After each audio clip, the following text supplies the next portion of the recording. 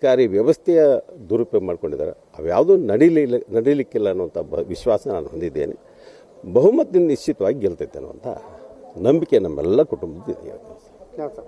ಈಗ ಎಲ್ಲ ಅಂತ ಇಡೀ CM ಆಗಿರ್ಬೋದು, ಸಚಿವ ಸಂಪುಟ ಎಲ್ಲರೂ ಸೇರಿ ಬಂದು ಇಲ್ಲಿ ಪ್ರಚಾರವನ್ನು ಮಾಡಿದ್ದಾರೆ ಸರ್. ಅದನ್ನು ಯಾವ ರೀತಿ ನೀವು ಎದುರಿಸುವಂಥದ್ದು BJP ಅವರು?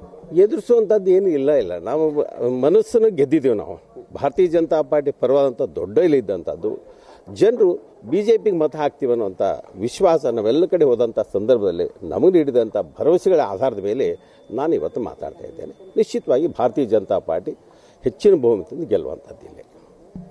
ಇದಿಷ್ಟು ಏನಂತೂ ವಿಧಾನ ಪರಿಷತ್ ಸದಸ್ಯರಾಗಿರ್ತಕ್ಕಂಥ PH ಪೂಜಾರ್ ಅವರ ಮಾತಾಗಿರುವಂಥದ್ದು. ಏನು ಬಾಗಲಕೋಟೆ ಮತಕ್ಷೇತ್ರದಲ್ಲಿ ಈಗಾಗಲೇ ಏನು ಪ್ರಮುಖರು ಈಗ ಬರುವುದರ ಜೊತೆಗೆ ಮತದಾನಕ್ಕೆ ಮುಂದಾಗಿರುವಂಥದ್ದು ನಾವು ದೃಶ್ಯದಲ್ಲೂ ಕಂಡುಬರ್ಬೋದು. ಏನು MLC ಆಗಿರ್ತಕ್ಕಂಥ PH ಪೂಜಾರ್ ಸರ್ ಅವರು ಕೂಡ ಏನಂತಂದ್ರೆ ಈಗಾಗಲೇ ಸರತಿ ಸಾಲಿನಲ್ಲಿ ನಿಲ್ಲುವುದರ ಮೂಲಕ ಮತದಾನಕ್ಕೆ ಮುಂದಾಗಿರುವಂಥ ಒಂದು ದೃಶ್ಯವನ್ನು ಕೂಡ ನಾವಿಲ್ಲಿ ಕಾಣ್ತಿದ್ದೇವೆ.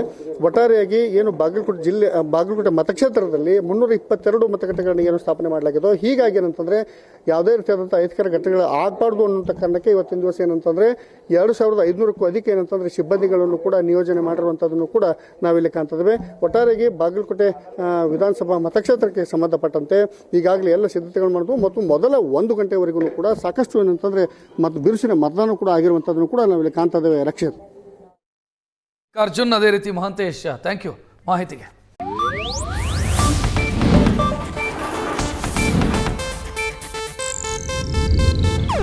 ಇದು ಏಷ್ಯಾನೆಟ್ ನ್ಯೂಸ್ ನೆಟ್ವರ್ಕ್ ಪ್ರಸ್ತುತಿ.